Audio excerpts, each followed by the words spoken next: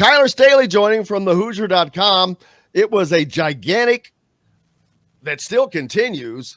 It's been a gigantic parade for Indiana. This may be, in my memory, the biggest stretch of online visits I can recall.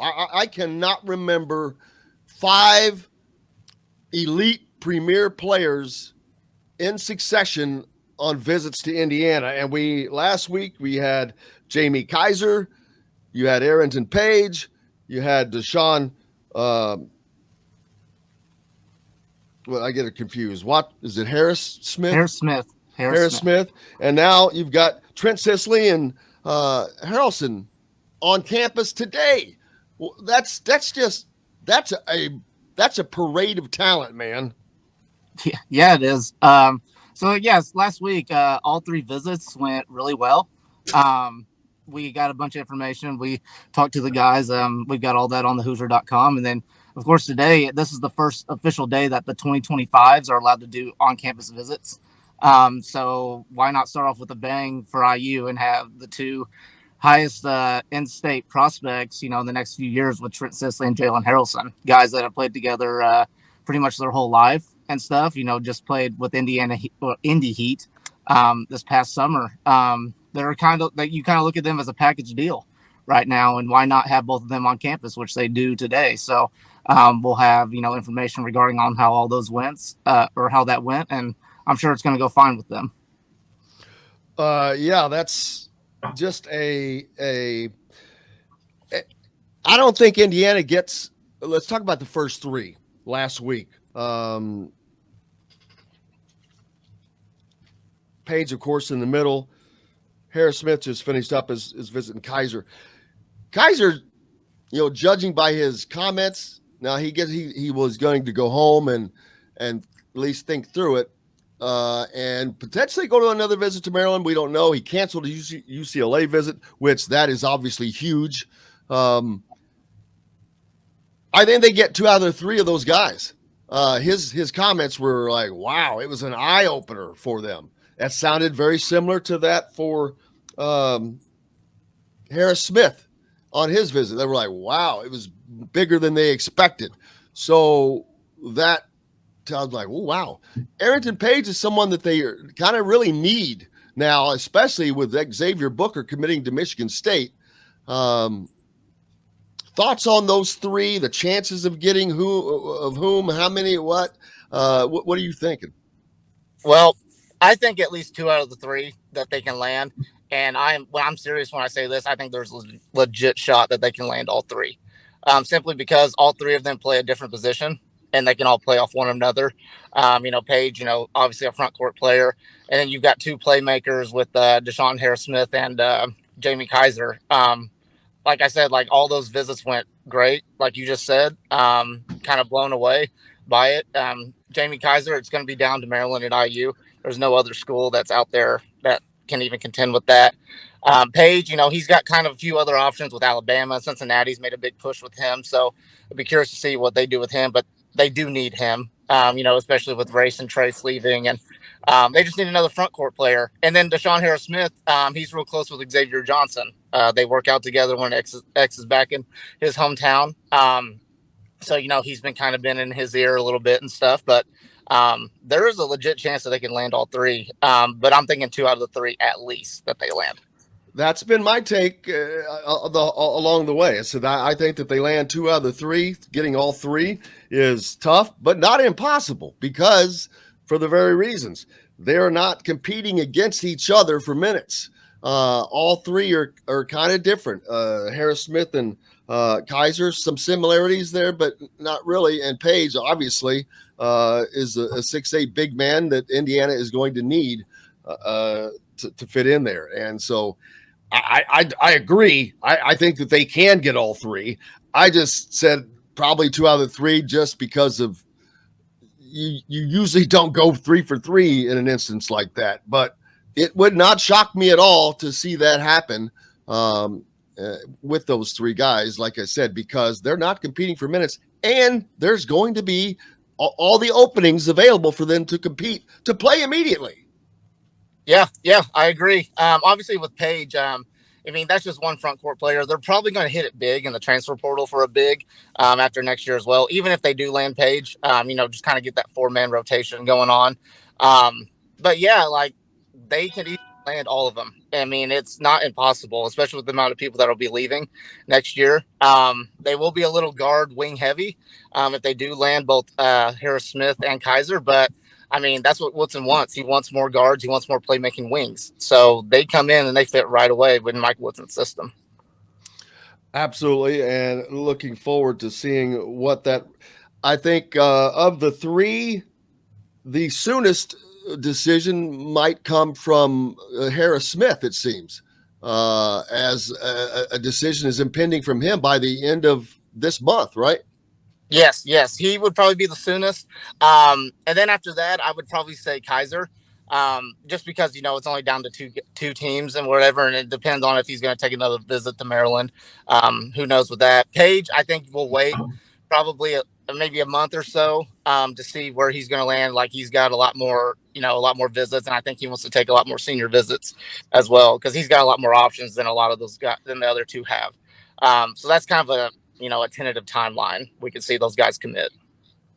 And then go ahead, Dustin. I was going to say, I mean, do you think that there could be, to me, and sometimes particularly on the basketball side, there tends to be, if players know each other, if they have a connection or something, there tends to be a domino effect almost. You see, okay, so-and-so is going to commit. Do you think that there could be a domino effect where one guy, if they do land all three, is there a case where the first guy commits and then it's bam, bam, they get all three? Or is this going to be more of an individual type thing, do you think?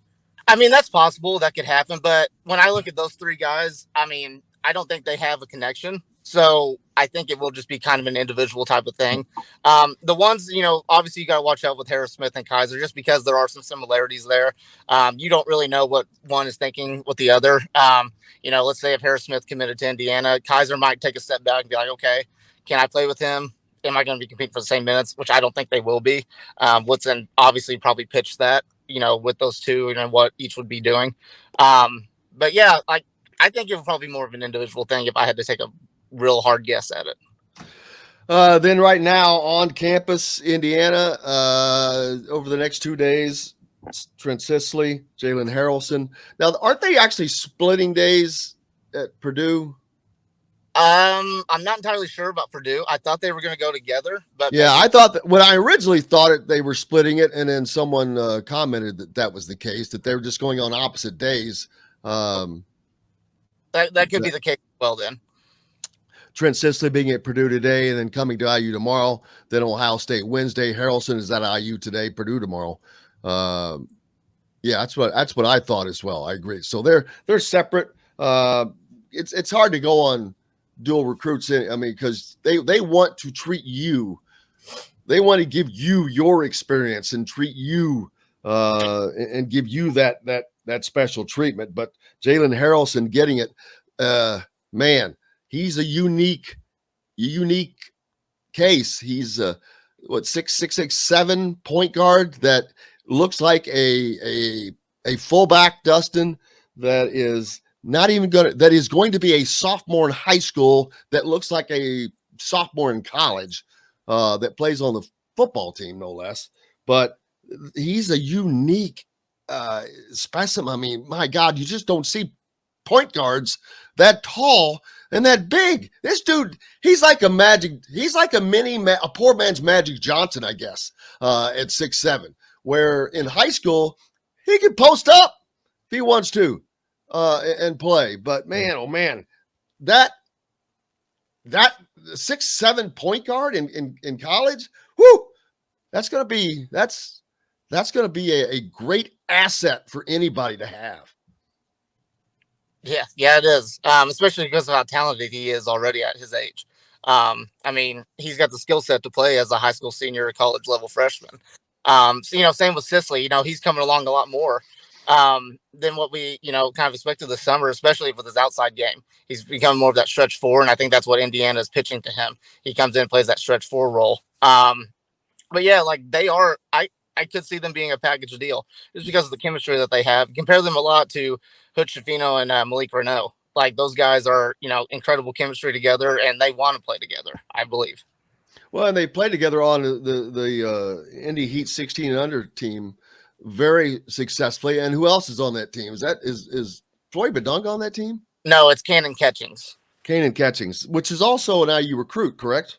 Yes, there's no official offer, I don't believe yet, but he has been on campus. Yeah, but yeah, but these three visits or 5 visits, truthfully, within a period of 7 days, actually just crazy in and of itself. And the reason I say that is because Sisley and Haralson, I think that IU gets both of those guys. You just mentioned you think it's a package deal, but I think IU has made them a priority from day one. Brian Walsh has done an outstanding job with them and will continue to do that. He is going to be like a brother to those guys. They're trying to be, and because he has been like a bulldog on the recruiting scene, but they've been on those guys from the start. And with the 3 guys that were just in, I agree with you. I've said that it's not another question that Indiana lands all 3. I definitely think they get 2 out of the 3, but all 3 is possible because they're all needed. And that, what kind of a boon would that be to IU's future recruiting? If they landed all 3 of Kaiser, all the guys from last week, I mean, it's going to be huge. I think this is probably, especially during the Mike Woodson era, so far, this is by far the biggest recruiting week. If they land that, I mean, that's just perfect, honestly. It shows you what the kind of guys that IU is going to get. And now Woodson's already kind of proved that with getting Coach Shafino and Renault and Gabe Cupps and Ja'Kai Newton. Like, those are some high-level guys that he's bringing in. You get all 3 of those, I mean, Indiana is definitely back when it comes to recruiting. You land all 3 of those, even 2 out of the 3, I believe. Yeah. Robert asking, does a commitment really mean much? Yeah, it does, because they're the reason they're coming here is obviously basketball, but there's other things in the package. This is not just the IU package, Dustin. So yeah, it's a package now. Well, and not only that, maybe you guys can speak to this a little bit more, because I don't follow basketball recruiting as closely as you guys do. But on the football, like, to me, the football commitments are the one that are more finicky. It feels like to me, on the football side, a guy can change at the snap of a finger, right? Like, a guy, you see a commitment, and then 2 weeks later he decommits. He commits somewhere else, decommits a month later after that. But in basketball, it's almost always you commit, you're committed to that. Like, there's not as much change up, there's not as much turnover. It's a smaller roster. You're able to have more personable conversations. You got football side. You're talking to 100, 150 guys at least. On the basketball side, you're probably talking to, I don't know what, 15, 20 per class, maybe something like that. I don't know what the number is, but it's more personable. So, I mean, maybe you can speak to that more, Kyler. Are there more decommitments than I'm aware of? Or I just always have made that distinction on the basketball side, where if a guy commits, typically he's committed there for at least that year. At least, unless it's to a school, a mid-level or lower level school that gets siphoned off by someone else. Other than that, I agree with you 100%, Kyler. Yeah, no, I agree with that. It's more of on the football side than you see on the basketball side. Now, obviously, a couple weeks ago, you had the G.G. Jackson dilemma in North Carolina, him decommitting and stuff. So a little controversy there. But I think it happens more with football than it does with basketball. Now, obviously, you got to watch out for, a verbal commit versus a signed document commit. But even then, like with the signed one, there's ways you can get out of that and things like that. I mean, it is like, especially so we'll use Gabe Cupps as an example. We have guys in our forum that talk about, like, why is Indiana, at these Adidas events watching him rather than they could be watching a Jamie Kaiser or whatever that they're trying to get. You never stop recruiting your own players. You never do that. So, that's why you're going to do that, because who knows? I mean, not saying this will happen, this won't happen, but who knows? Gabe Cupps could have been like, I don't want to come to Indiana just randomly. So, yeah, like basically what you said, it happens more on the football side, but it's not impossible on the basketball side.